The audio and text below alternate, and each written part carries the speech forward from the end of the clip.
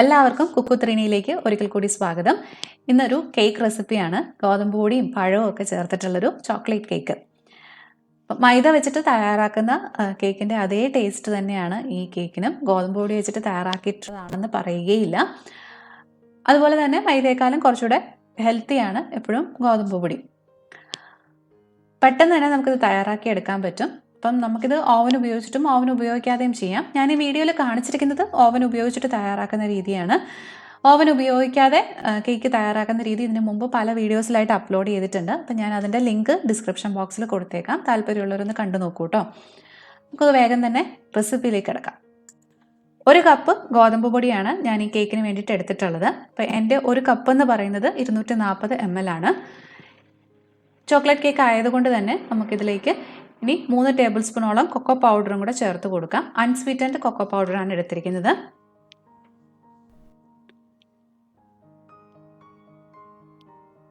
ഇനി ചേർത്ത് കൊടുക്കുന്നത് 1 ടീസ്പൂണോളം ബേക്കിംഗ് സോഡയാണ്. അതായത് അപ്പക്കാരം എന്നൊക്കെ നമ്മൾ പറയുന്ന ബേക്കിംഗ് സോഡ. ആവശ്യത്തിനുള്ള ഉപ്പും കൂടെ ചേർത്ത് കൊടുക്കാം. 1-2 നുള്ളു ഉപ്പ് മാത്രം മതിയാവും. അതിനുശേഷം ഇതെല്ലാം കൂടെ നന്നായിട്ടൊന്ന് മിക്സ് ചെയ്ത് കൊടുക്കണം. അപ്പോൾ ഒരു ഫോർക്കോ അല്ലെങ്കിൽ ഇതുപോലൊരു വിസ്കോ ഉപയോഗിച്ചിട്ട് നന്നായിട്ടൊന്ന് യോജിപ്പിച്ച് കൊടുക്കുക. അപ്പോൾ നമ്മൾ ഈ കേക്കിലേക്ക് ബേക്കിംഗ് പൗഡർ ഒന്നും ചേർക്കുന്നില്ല, ബേക്കിംഗ് സോഡ മാത്രമാണ് ഉപയോഗിക്കുന്നത്. ഇനി നമ്മൾ ഇതിലേക്ക് ഒരു 4 ടേബിൾ സ്പൂണോളം കോൺഫ്ലവറും കൂടെ ചേർത്ത് കൊടുക്കുന്നുണ്ട്. അപ്പം നമ്മുടെ കേക്ക് നല്ല സോഫ്റ്റായിട്ട് കിട്ടാൻ വേണ്ടിയിട്ട് ഈ കോൺഫ്ലവർ ചേർത്ത് കൊടുക്കുന്നത് സഹായിക്കും. കോൺഫ്ലവർ ചേർത്തിട്ട് വീണ്ടും ഒന്നുകൂടെ ഒന്ന് മിക്സ് ചെയ്ത് കൊടുക്കുക. ഇത് നമ്മൾ കൊക്കോ പൗഡറൊക്കെ ചേർക്കുന്ന കൂട്ടത്തിൽ ചേർത്ത് കൊടുത്ത് മിക്സ് ചെയ്താൽ മതി. ഞാൻ അന്നേരം ഇപ്പോൾ ചേർക്കാൻ വിട്ടുപോയതാണ്. അപ്പം അതും നന്നായിട്ടൊന്ന് യോജിപ്പിച്ചിട്ട് നമുക്ക് മാറ്റി വയ്ക്കാം. ഇനി ഈ കേക്കിലേക്ക് ചേർക്കുന്നതിനായിട്ട് ഞാൻ ഇതുപോലെ നന്നായിട്ട് പഴുത്ത ഒരു റോബസ്റ്റ പഴം എടുത്തിട്ടുണ്ട്. ചെറുപഴമാണ് എടുക്കുന്നതെങ്കിൽ നിങ്ങൾക്ക് 2 ചെറുപഴം എടുക്കാം. റോബസ്റ്റ ഒക്കെ ആണെങ്കിൽ 1 മതിയാവും. ഇത് നന്നായിട്ട് ഇനി ഒന്ന് മിക്സിയിലിട്ട് അടിച്ചെടുക്കാൻ പോവുകയാണ്. അപ്പോൾ ഇതുപോലെ ചെറിയ കഷ്ണങ്ങളാക്കി ഒന്ന് മുറിച്ച് കൊടുക്കുന്നുണ്ട്. അതിൻ്റെ ഒപ്പം തന്നെ ഞാനൊരു 1/4 കപ്പോളം പഞ്ചസാര ചേർത്ത് കൊടുക്കുന്നുണ്ട്. ഇത് രണ്ടും കൂടെ നന്നായിട്ട് ഒട്ടും തന്നെ കട്ടയൊന്നുമില്ലാതെ അടിച്ചെടുക്കണം. ഇനി വേറൊരു രീതിയിൽ നിങ്ങൾക്ക് ചെയ്യാം. പഴം നന്നായിട്ട് ഉടച്ചെടുത്ത് കേക്കിലേക്കും ചേർത്ത് കൊടുക്കാം. അപ്പോൾ അങ്ങനെയാണെന്നുണ്ടെങ്കിൽ ആ സമയത്ത് പഞ്ചസാര ചേർക്കണമെന്നില്ല. അപ്പോൾ ഞാൻ മിക്സിയുടെ ജാറിലിട്ട് നല്ല പേസ്റ്റ് പരുവത്തിൽ ഇത് അടിച്ചെടുത്തിട്ടുണ്ട്. ഇതും നമുക്കൊന്ന് മാറ്റി വയ്ക്കാം. ഇനി നമുക്ക് കേക്കിന് വേണ്ടിയിട്ടുള്ള മിക്സിങ് തുടങ്ങാം. അപ്പം ഒരു ബൗളിലേക്ക് ഞാൻ 2 മുട്ട ഇട്ട് കൊടുക്കുന്നുണ്ട്. ഇതിൻ്റെ മഞ്ഞയും വെള്ളയൊന്നും വേർതിരിക്കേണ്ട ആവശ്യമില്ല. മുട്ട മുഴുവനായിട്ട് അതേപോലെ ഇട്ട് കൊടുക്കാം. ഇനി ഒരു ബീറ്റർ ഉപയോഗിച്ചിട്ട് ഇത് നന്നായിട്ടൊന്ന് ബീറ്റ് ചെയ്തെടുക്കാം.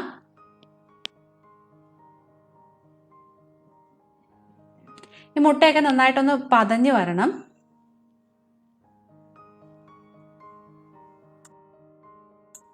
ഇനി ഇതിലേക്ക് നമ്മൾ 1 ടീസ്പൂണോളം വാനില എസൻസ് ചേർത്ത് കൊടുക്കുന്നുണ്ട്. ആ മുട്ടയുടെയും അതുപോലെ തന്നെ പഴത്തിൻ്റെയൊക്കെ അധികമായിട്ടുള്ള ആ ഒരു കുത്തൽ മാറി കിട്ടാൻ വേണ്ടിയിട്ട് ഈ വാനില എസൻസ് ചേർക്കുന്നത് സഹായിക്കും. പിന്നെ നമ്മൾ ചേർത്ത് കൊടുക്കുന്നത് 1/2 കപ്പോളം വെജിറ്റബിൾ ഓയിലാണ്. അപ്പം ഞാനിവിടെ സൺഫ്ലവർ ഓയിലാണ് ഉപയോഗിച്ചിരിക്കുന്നത്. അതും കൂടെ ചേർത്തതിന് ശേഷം വീണ്ടും നന്നായിട്ടൊന്ന് അടിച്ചെടുക്കുക. ഇപ്പോൾ ആ എണ്ണയൊക്കെ അതിലേക്ക് നന്നായിട്ട് യോജിച്ച് കിട്ടിയിട്ടുണ്ട്. ഇനി നമ്മൾ മിക്സിയിൽ അടിച്ചെടുത്ത് വെച്ചിരിക്കുന്ന പഴത്തിൻ്റെയും പഞ്ചസാരയുടെയും കൂടെ കൂട്ടും കൂടെ ചേർത്ത് കൊടുത്ത് ഒന്ന് യോജിപ്പിച്ചെടുക്കാൻ പോവുകയാണ്. അപ്പോൾ നിങ്ങൾ പഴം ഉടച്ചാണ് ചേർത്ത് കൊടുക്കുന്നതെങ്കിൽ ഈ സമയത്ത് ചേർത്ത് കൊടുക്കുക. അതിൻ്റെ ഒപ്പം തന്നെ ഒരു 1/4 കപ്പ് പഞ്ചസാര എടുത്ത് പൊടിച്ചിട്ട് അതും കൂടെ ഇതിലേക്ക് ചേർത്ത് കൊടുത്തിട്ട് വേണം യോജിപ്പിച്ചെടുക്കാൻ. അപ്പോൾ ആ പഴത്തിൻ്റെ മിക്സും ഇതിലേക്ക് യോജിച്ച് കിട്ടിയിട്ടുണ്ട്.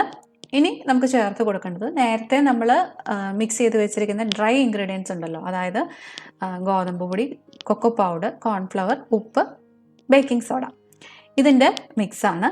അതെല്ലാം കൂടെ ഒരുമിച്ച് ചേർത്ത് കൊടുക്കരുത്. കുറച്ചായിട്ട് വേണം ചേർത്ത് കൊടുക്കാൻ വേണ്ടിയിട്ട്. അതുപോലെ തന്നെ ഒന്ന് അരിച്ചിട്ട് വേണം ചേർത്ത് കൊടുക്കാൻ വേണ്ടിയിട്ട്.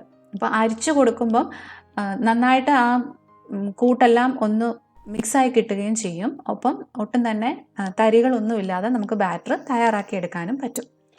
അപ്പം കുറച്ച് ഞാൻ ഇതിലേക്ക് ചേർത്തിട്ടുണ്ട്. ഇനി ഇതുപോലെ സ്പാച്ചുല ഉപയോഗിച്ചിട്ട് ഒരേ ഡയറക്ഷനിലേക്ക് മെല്ലെ യോജിപ്പിച്ച് കൊടുക്കുക.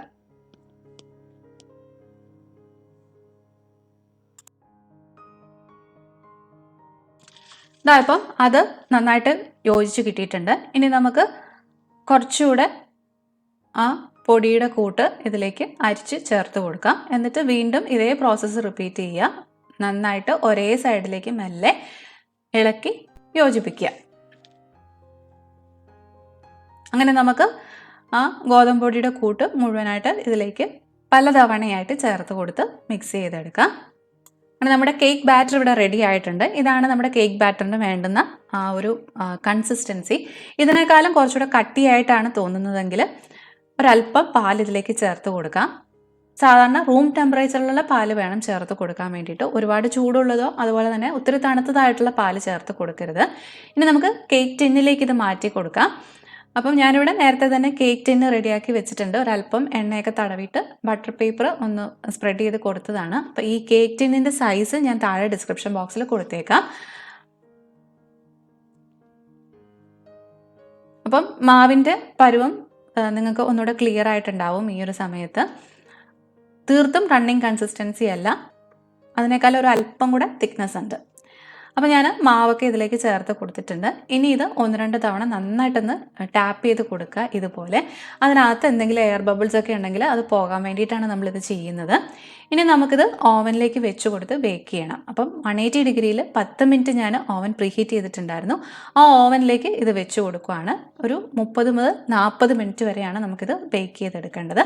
അത് ഓരോ ഓവനെ അതുപോലെ തന്നെ നമ്മൾ എടുക്കുന്ന കേക്ക് ടിന്നിനെയും ഡിപ്പെൻഡ് ചെയ്തിട്ട് ചെറിയ വ്യത്യാസങ്ങൾ അങ്ങോട്ടും ഇങ്ങോട്ടും ഒക്കെ വരാം.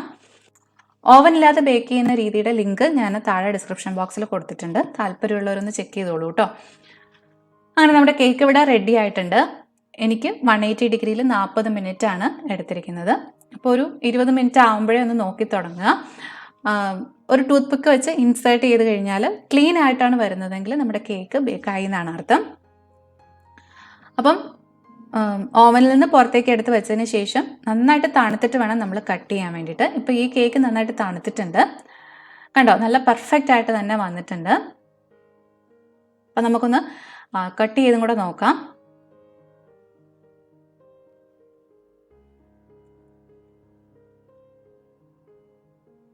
നല്ല സോഫ്റ്റ് ആയിട്ടാണ് ഇരിക്കുന്നത്.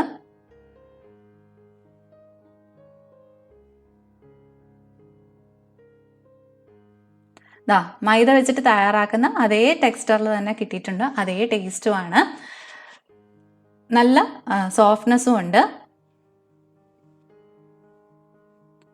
അപ്പം എല്ലാവരും ഇത് തയ്യാറാക്കി നോക്കൂ, തീർച്ചയായിട്ടും നിങ്ങൾക്ക് ഇഷ്ടപ്പെടും. അപ്പം താരതമ്യേന ഹെൽത്തിയാണ്, ഒപ്പം നല്ല ടേസ്റ്റിയുമാണ്. നിങ്ങളുടെ അഭിപ്രായങ്ങൾ തീർച്ചയായിട്ടും കമൻറ്റ് സെക്ഷനിലൂടെ എന്നെ അറിയിക്കാൻ മറന്നു പോകരുത്. അപ്പോൾ നിങ്ങൾക്ക് റെസിപ്പി ഇഷ്ടമായിട്ടുണ്ടെങ്കിൽ നിങ്ങൾ അറിയുന്നവരും ഒക്കെ ആയിട്ട് ഒന്ന് ഷെയർ ചെയ്യുക, അതുപോലെ തന്നെ ലൈക്ക് ചെയ്യുക. സബ്സ്ക്രൈബ് ചെയ്യാത്തവരാണെന്നുണ്ടെങ്കിൽ സബ്സ്ക്രൈബ് ചെയ്യാനും വിട്ടുപോകണ്ട. സബ്സ്ക്രൈബ് ചെയ്യുമ്പോൾ അടുത്തുള്ള ബെൽ ഐക്കണും കൂടെ മറക്കാതെ ഒന്ന് ക്ലിക്ക് ചെയ്തേക്കണം. എന്നാലേ ഉള്ളൂ ഞാൻ പുതിയ റെസിപ്പീസ് ഇടുമ്പോൾ അതിൻ്റെ നോട്ടിഫിക്കേഷൻസ് നിങ്ങൾക്ക് വരികയുള്ളൂ. അപ്പം വീണ്ടും വേറൊരു നല്ല റെസിപ്പി ആയിട്ട് കാണാം. അതുവരെ ബൈ ബൈ, ടേക്ക് കെയർ.